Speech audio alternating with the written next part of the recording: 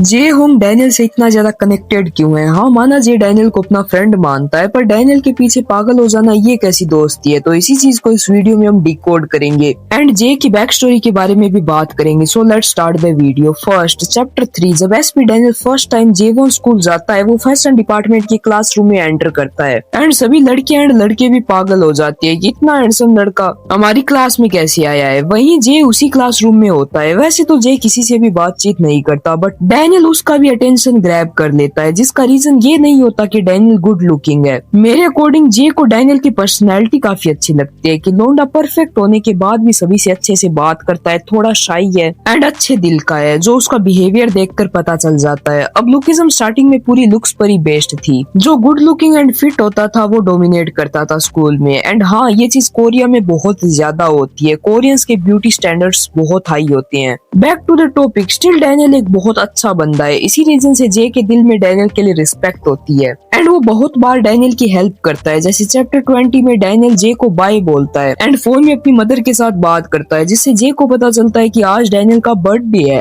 And वो Daniel को बहुत सारे कपड़े गिफ्ट करता है जो बहुत महंगे होते हैं। जब डैनियल को जीहो पार्क धक्का मार देता है एंड डैनियल बुरी तरह इंज्यूर्ड होता है, उस इंसिडेंट के बाद जे डॉक्टर बनने की डिसाइड करता है, सिर्फ इसलिए ताकि वो फ्यूचर में हर कंडीशन में डैनियल की हेल्प कर पाए। फर्स्ट वर्कर एफिलिएट में भी जे ने यूआई डैनियल से फाइट भी नहीं की थी, भले ही वो खुद कितना ही पिटा था। इसके अलावा जे होंग डैनियल की चलती फिरती जीडीपी भी तो है। बट मेन सवाल ये है कि जे आखिरकार इतना ज्यादा ऑब्सेस्ड क्यों है, जिसका कहीं भी मानवा में प्रॉपर रीजन अभी तक नहीं बताया है। पर मेरे पॉइंट ऑफ व्यू से इस सवाल का मैं आंसर दे सकता हूँ। फर्स्ट, जे को बचपन में स्टीव होंग ने अपने घर से निकाल दिया था, जिसका रीजन हमें नहीं पता। इवन बचपन में जे सोफिया की ट्रेनिंग से भी भाग गया था, जिससे हम आइडिया लगा सकते हैं कि जे बचपन में शायद बहुत ही ज्यादा डरपोक था एंड काफी सेंसिटिव था, जो वो शायद बचपन से ही ऐसा था, या फिर इसके पीछे कोई इंसिडेंट हो सकता है। अजम्पशन लगाए तो हमें कभी जे की मदर स्टीव होंग की वाइफ नहीं दिखाई गई है, शायद वो इस दुनिया में हो ही ना, जिसका रीजन स्टीव होंग जे को मानते हो एंड जे भी इस चीज से सदमे में चला गया था। ऊपर से स्टीव होंग ने उसे घर से भी निकाल दिया। वैसे तो जे की सिस्टर जोई को हमने सीरीज में देखा है एंड चैप्टर 147 में हमें जे का एक भाई भी दिखाया जाता है, बट स्टिल जे का उन दोनों के साथ कोई बहुत ज्यादा अच्छा बॉन्ड नहीं है। इवन स्टार्टिंग चैप्टर्स में जे हमेशा अकेला ही रहता था एंड फुल स्मोकिंग करता था, जिसका मतलब उसके पास फैमिली नहीं है। मैंने फैमिली बोला है, ना कि ब्लड रिलेटिव्स, दोनों में डिफरेंस है। बैक टू द टॉपिक, जे के जो क्लासमेट्स थे, या फिर मैं कहूँ जो बंदे जो जे के आस पास घूमते हैं, वो जे से सिर्फ इसीलिए दोस्ती करना चाहते हैं क्योंकि वो रिच है एंड गुड लुकिंग है, इसीलिए लड़कियां दोस्ती करना चाहती है। जे को भी ये बात अच्छे से समझ में आती है। हाँ, भोला नहीं है जे एक्चुअल में बहुत स्मार्ट है। अर्ली चैप्टर्स में हमें ये बात बहुत अच्छे से पता चलती है। वो अपने सराउंडिंग्स को बहुत अच्छे से एनालाइज करता है एंड हर बात पर नजर रखता है। सो सभी लोग उसको पैसों के लिए या फिर लुक्स के लिए उससे दोस्ती करना चाहते हैं, या मैं कहूँ उससे कनेक्ट होना चाहते हैं।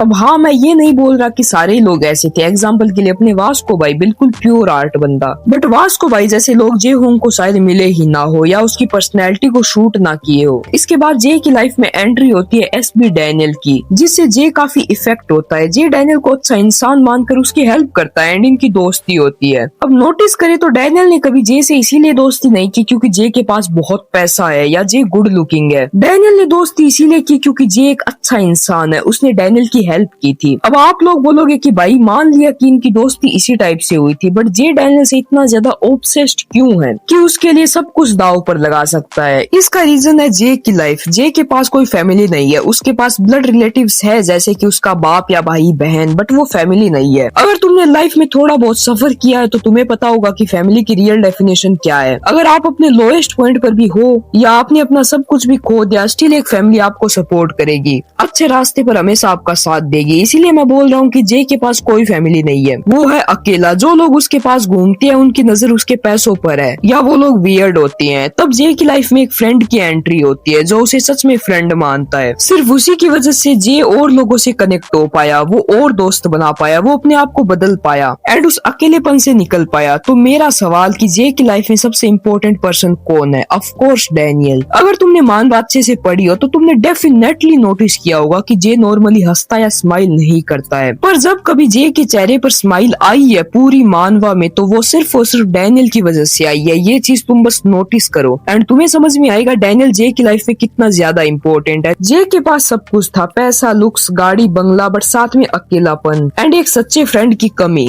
जिसकी कमी को पूरा करता है अपना एसपी डैनियल। इवन डैनियल ही है जो जे के बिना कुछ बोले ही सब कुछ समझ जाता है। डैनियल जे को उसके ट्रॉमा से निकालने में उसकी हेल्प करता है, उसके चेहरे पर स्माइल लाता है एंड उसे दूसरे दोस्तों से भी कनेक्ट करता है। तो ओवरऑल डैनियल जे के लिए सिर्फ एक दोस्त नहीं है, उसकी फैमिली है, उसके भाई से भी बढ़कर है। वैसे सबकी किस्मत डैनियल जैसी थोड़ी होती है, हमारे दोस्त तो बेवजह ही नाराज होकर दूर चले जाते हैं। सो ओवरऑल मैंने कहा जे बचपन में बहुत ज्यादा डरपोक था एंड अपनी मॉम की डेथ से ट्रॉमेटाइज था। उसका बाप स्टीव वोंग अपनी वाइफ की डेथ का रीजन जे को मानने लगा एंड उसे घर से निकाल दिया। ये सिर्फ थ्योरी है। जे बिल्कुल अकेला हो गया एंड अंदर से टूट गया। फिर उसकी लाइफ में एंट्री हुई डैनियल की, जिसने उसे जीना सिखाया एंड जे की लाइफ काफी अच्छी हो गई। उसके चेहरे पर स्माइल लौट आई, दैट्स इट। वैसे अगर मुझे कोई लुकिज्म में से एक चीज रियल लाइफ में मांगने के लिए बोले तो मैं definitely Mary Kim and Miss Kim को धोखा देकर जे होंग जैसा एक दोस्त चुनूंगा। ओवरऑल जे होंग लुकिज्म का one of the best character है, बट लुकिज्म की लेट आर्क्स में जे होंग के कैरेक्टर को बिल्कुल इंपॉर्टेंस नहीं दी जा रही है। जे होंग एक पंचिंग बैग बनकर रह गया है। किसी कैरेक्टर को स्ट्रॉन्ग दिखाने के लिए जे होंग को उससे सबसे पहले पिटवा दिया जाता है, जैसे कि वर्कर्स फर्स्ट एपिसोड में यूआई डैनियल सबसे पहले जे होंग को पीटता है। बुसान आर्क में भी जे पहले डैनियल का एटीएम मशीन बना घूम रहा था, फिर उसे शैंगबेक ने फोन से मार मार के बेहोश कर दिया। बुरा लगा यार उस टाइम, बट लुकिज्म की अर्ली आर्क्स में जे होंग को एक इंपॉर्टेंट कैरेक्टर की तरह दिखाया गया था, जैसे कि जब लोगन डैनियल के पैसे छीन लेता है तब जे जाकर लोगन से फाइट करता है। हॉस्टल आर्क में भी जे का एक इम्पोर्टेंट पार्ट था। तो इस चीज का एक मेन रीजन ये भी है कि जे का कैरेक्टर डेवलपमेंट नहीं हो रहा है। एग्जांपल के जैक, वास्को, विंजिन, इनका अच्छे से कैरेक्टर डेवलपमेंट हो रहा है। जैक जो पहले सबसे हार्ड जाता था, फिर वो गोंग शॉपजी से ट्रेन होता है एंड अपने आप को कम्प्लीटली चेंज करता है। वास्को भाई भी ग्रो कर रहा है, साथ ही विंजिन भी, जेक एंड सैमुअल भाई, इन सब के पास अपने अपने मोटिव्स है कोई ना कोई। पर जेओंग के पास क्या मोटिव है? हाँ, अभी तक हमें जेओंग की बैक स्टोरी नहीं दिखाई गई है। जे की बैक स्टोरी जब हमें फ्यूचर में दिखाई जाएगी तब हमें जे का बढ़िया कैरेक्टर डेवलपमेंट देखने को मिल सकता है शायद, और वो शायद और स्ट्रॉन्ग हो जाए। अब अगर फ्यूचर आर्क्स की बात करें तो फैंस की भी यही डिमांड है, जेओंग के लिए प्रॉपर कैरेक्टर डेवलपमेंट और एक सोलो स्पॉटलाइट मूवमेंट हो। इतना लॉयल, इमोशनल और सेल्फलेस कैरेक्टर सिर्फ बैकग्राउंड में रह जाए, ये तो बिल्कुल अनफेयर है। मुझे लगता है ऑथर इंटेंसली उसके स्टोरी पार्ट को डिले कर रहे हैं